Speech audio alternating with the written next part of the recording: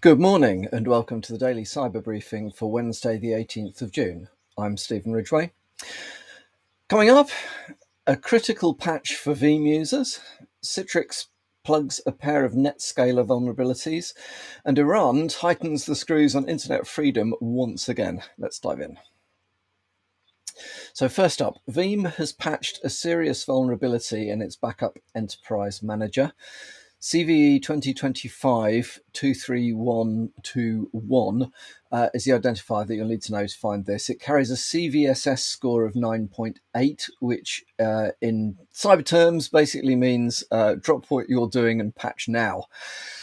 The flaw allows unauthenticated attackers to execute arbitrary code remotely, and that includes a complete system compromise if exploited.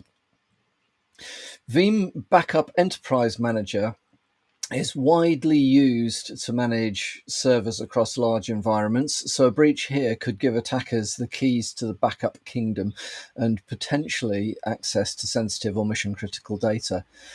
The vulnerability was responsibly disclosed, and to Veeam's credit, they've acted quickly.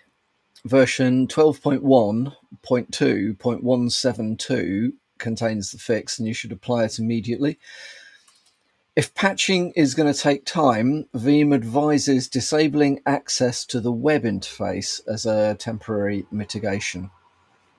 It's a classic example of a high-impact vulnerability in an admin tool that doesn't often make the headlines, but when it does, is usually serious.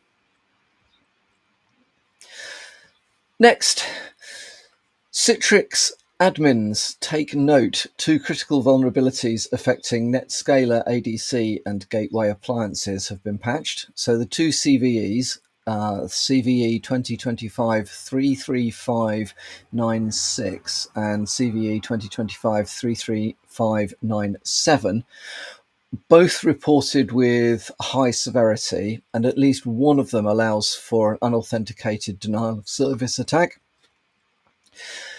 Citrix has confirmed that these flaws could be exploited if the devices are configured as gateways or authentication virtual servers, which is a common setup in remote access environments.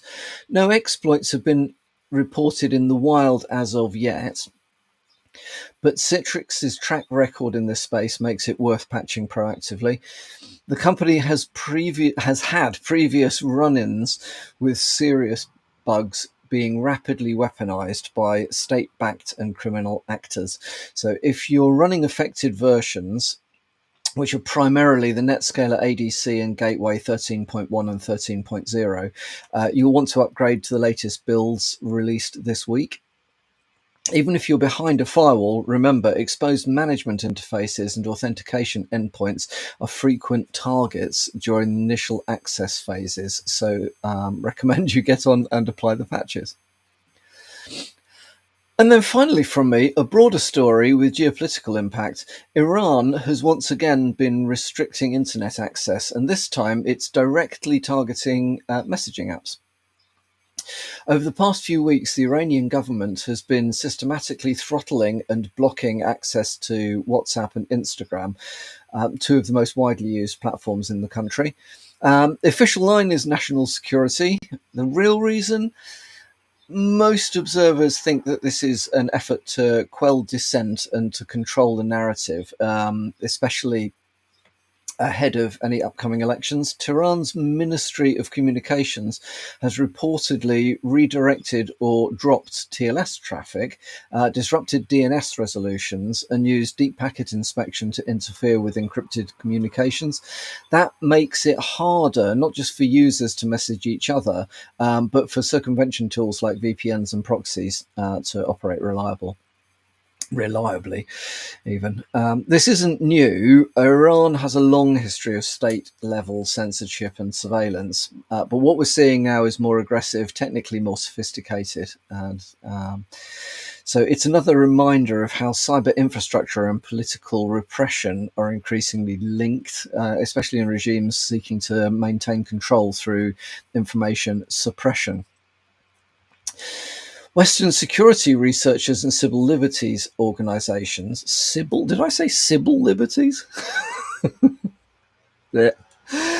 More coffee required. Civil liberties organisations are watching this closely, not just for the sake of Iranian users, but because these tactics often serve as a blueprint for other authoritarian states.